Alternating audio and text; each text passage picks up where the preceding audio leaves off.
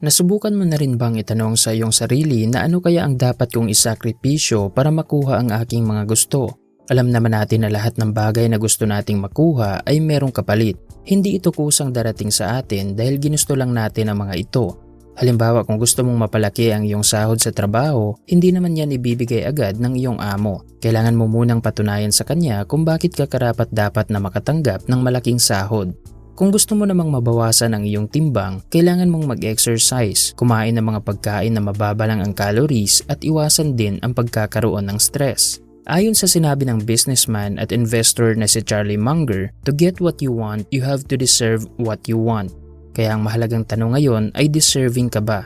Lahat tayo ay pinapangarap ang magkaroon ng maginhawang buhay, pero hindi lahat ay willing na magsakripisyo, magsumikap at bayaran ang price ng kanilang mga pangarap. Kung willing ka na bayaran ang price ng success, panuurin mo ang videong ito dahil ibabahagi ko sa iyo ang 8 bagay na dapat mong tigilan na gawin para mapabilis mo ang iyong pag-asenso. Kung handa ka na, simulan na natin ang discussion. Number 1. Pagkumpara ng iyong sarili sa iba. Normal lang na kapag meron tayong goal ay meron din tayong inspirasyon. Ugali na natin na tumingin at mamangha sa kung ano ang kayang gawin ng ibang tao. Hindi natin maitatanggi na may mga tao nang nauna, mas maraming alam at mas magaling sa atin. At maganda ito dahil marami tayong matututunan at dito rin natin malalaman ang posibilidad ng isang bagay. Kung kaya nila, posibleng makakaya mo rin. Pero karamihan sa atin ay nagkakamali sa parting ito. Sa halip na ginagawa nating inspirasyon ang achievement ng ibang tao, kinukumpara na natin ang ating sarili sa kanila. Madalas nating tinitingnan kung ano ang meron sila at hindi na natin na-appreciate ang ating mga personal achievement. Ang ganitong pag-uugali ay hindi maganda sa ating mental health. Ang madalas na pagkumpara ng iyong sarili sa buhay ng iba ay magdudulot sa insecurity. Ito ang dahilan kung bakit karamihan sa atin ay bumibili ng mga bagay na hindi natin kailangan at hindi rin afford. Gusto nating ipakita sa iba na meron din tayo ng mga bagay na meron sila. Isa pang hindi maganda sa pagkumpara ng iyong sarili sa buhay ng iba ay hindi mo na binabase sa iyong values at principles ang iyong mga desisyon para bang ginagawa mo ng basihan o standard ang buhay ng iba.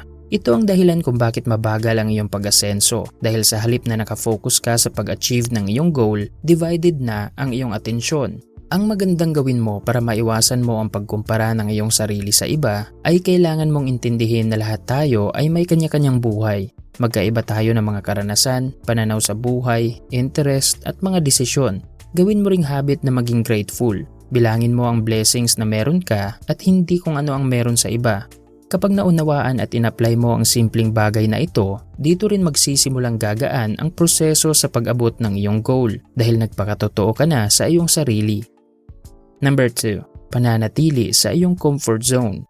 May mga bagay na madalas nating ginagawa pero hindi natin namamalaya na dahil dito ay parabang hindi na tayo umuusad sa buhay. Isa na dito ang pananatili sa ating comfort zone. Lahat tayo ay may kanya-kanyang comfort zone. Gusto nating dito mag-operate dahil lahat ng bagay na nandito ay meron na tayong ideya.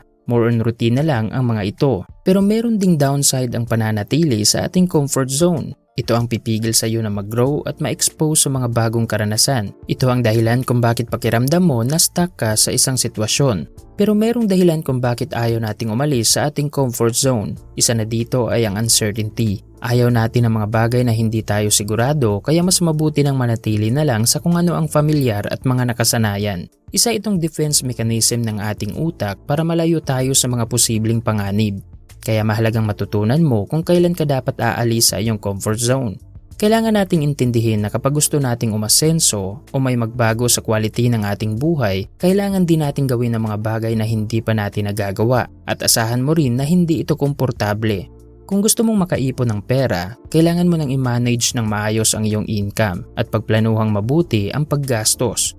Kung gusto mo namang mapalaki ang iyong kinikita buwan-buwan, kailangan mong maghanap ng ibang income opportunities at mag-develop din ng high income skills. Sa ibang salita, kung gusto mo ng bagong resulta, kailangan mo ring baguhin ang iyong mga desisyon. Walang magbabago kung ayaw mong magbago. Number 3. Procrastination. Ang ibig sabihin ng salitang procrastination ay ang pagpapaliban ng iyong mga gawain kahit kaya mo naman itong gawin ngayon.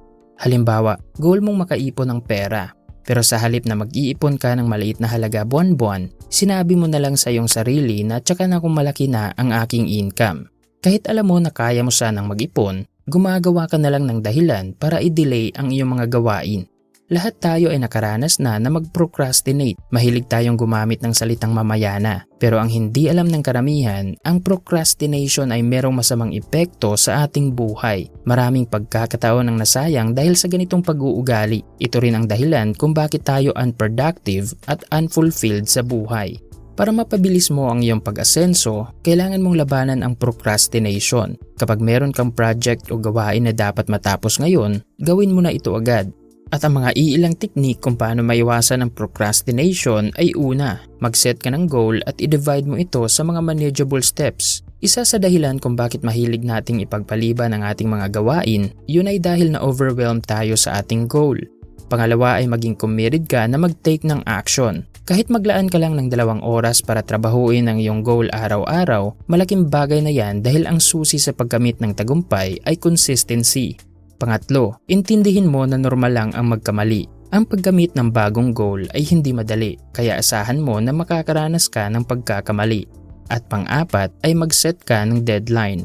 Isa sa dahilan kung bakit mahilig tayong mag-procrastinate, yun ay dahil hindi natin ginagawa ng expiration ang ating goal.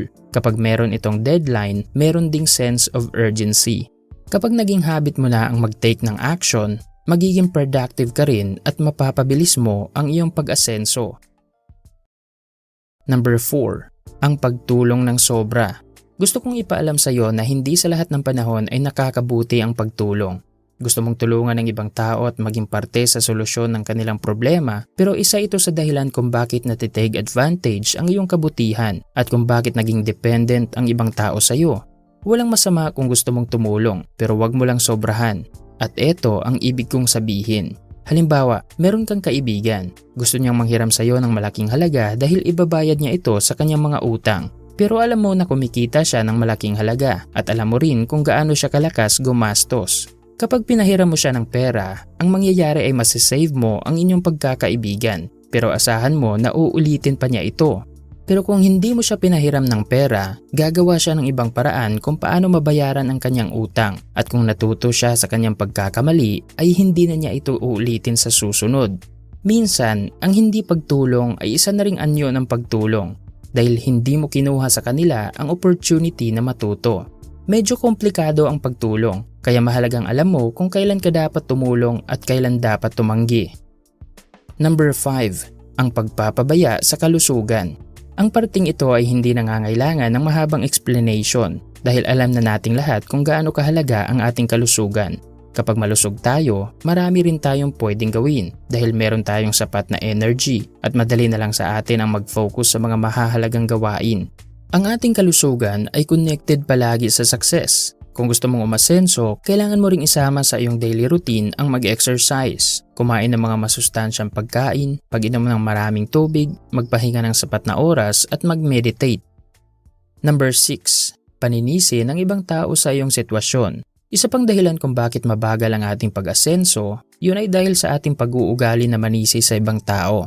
Madalas nating maririnig ang sinasabi ng iba na kaya sila mahirap ay dahil sa mga kurap na politiko, dahil sa kanilang mga magulang, dahil sa mga mayayaman na sakim, at dahil sa masungit nilang amo. Nakakatuksong manisi lalong-lalo na kung sa tingin natin ay meron tayong point. Pero sa halip na manisi, subukan mong maging responsable. Huwag mong gawing habit na manuro agad at kailangan mo ring alamin sa bawat pangyayari kung anong mga bagay ang meron kang control at doon mo ilaan ang iyong atensyon. Kapag naging habit mo na ang umako ng responsibilidad, mabilis mo ring masusolusyonan ang iyong problema dahil tinanggap mo ito bilang isang challenge at posibleng marami ring magagandang opportunity ang darating sa iyo na siyang magdudulot ng iyong mabilis na pag-asenso. Kaya sa susunod na makakaranas ka ng problema, huwag kang manisi agad. Huminga ka muna ng malalim, tanggapin ang pangyayari at mag-reflect sa iyong sarili kung ano ang matututunan mo sa ganitong sitwasyon. Number 7. Pag-acquire ng maraming bagay. Ang pagkakaroon ng maraming bagay ay common na nagre-reflect sa yaman. Ito ang madalas na pananaw ng karamihan at hindi natin sila masisisi dito dahil madalas na pinopromote sa social media ang ganitong uri ng ideya. Kapag marami kang bagay, ibig sabihin mayaman ka na rin. Pero ang katotohanan ay kapag nag-acquire ka ng maraming bagay, magdudulot lang ito ng stress sa iyong buhay at hindi ka na rin makapag-focus ng maayos dahil marami ka nang iniisip. Kaya ang mahalagang gawin mo ay piliin ang simpleng buhay. Kahit hindi ito appealing sa karamihan, marami itong magagandang benefit. Isa na dito ay ang malaking halaga na iyong matitipid. Kapag hindi ka na bumibili ng maraming bagay, marami ka na ring ekstrang pera na pwede mong ilagay sa iyong ipon o ilaan sa mas mahalagang bagay. Pangalawa ay makapag-focus ka sa quality over quantity. Halimbawa, ang pagkakaroon ng isang dekalidad na sapatos na magagamit mo ng mahabang panahon ay higit pa sa pagkakaroon ng 10 sapatos na magagamit mo lang ng ilang buwan. Pangatlo ay mababawasan mo ang iyong stress dahil konting bagay lang ang meron ka, wala ka na ring marami pang iisipin. At pang-apat ay magiging productive ka sa iyong trabaho. Ang daling gawin ng isang bagay kapag dito lang nakalaan ang iyong atensyon. Kaya sa halip na mag-acquire ka ng maraming bagay, piliin mo na magpakasimple. Maging grateful ka kung ano ang meron sa iyo ngayon, mag-focus sa kung ano ang mahalaga sa iyo, at kung naisip mo na bumili ng bagong gamit, tanungin mo muna ang iyong sarili kung kailangan mo ba talaga ito. Number 8. Pakikipagkaibigan sa mga toxic na tao. Lahat tayo ay mga social creatures. Gusto natin na meron tayong kasama at mga kaibigan, pero kailangan din nating mag-ingat sa mga taong madalas nating kinakasama. Lalong-lalo na yung mga uri ng tao na palaging nagbabahagi ng negative energy. Kahit anong topic ang pag-uusapan nyo ay palaging nauuwi sa problema at negativity. Kaya ang resulta ay naiimpluwensyahan ka na rin sa kanilang way of thinking. Kung pinapalibutan ka ng mga toxic na tao, kailangan mo nang mag-isip ngayon kung paano makaalis sa ganyang sitwasyon. Kung gusto mo ng mabilis na pag-asenso, dapat ay pinapalibutan mo ang iyong sarili ng mga taong nakafocus lang sa opportunity. Pero ang pag-iwas sa mga toxic na tao ay hindi ganun kadali dahil nakapag-invest ka na ng oras sa kanila at ayaw mo ring masabihan na nagbago ka na. Pero kung pinapahalagahan mo ang iyong sarili, hindi mo dapat gagamitin ang iyong oras para samahan ng mga toxic na tao at makinig sa kanilang mga ideya.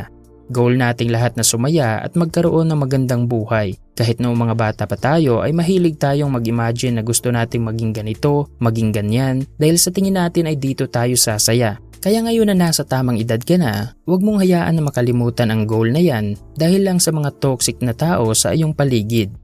At yan ang 8 bagay na kailangan mong tigilan na gawin para mapabilis mo ang iyong pag-asenso. Sa 8 bagay na tinalakay natin ngayon, alin dito ang marami kang natutunan? Magbigay ka ng iyong comment sa ibaba. Sana ay marami kang natutunan sa video natin ngayon. Huwag kalimutang mag-subscribe para lagi kang updated sa mga bago naming videos. I-like kung nagustuhan mo ang topic natin ngayon. Mag-comment ng iyong mga natutunan at i-share mo na rin ang videong ito sa iyong mga kaibigan. Maraming salamat sa panunood at sana ay magtagumpay ka.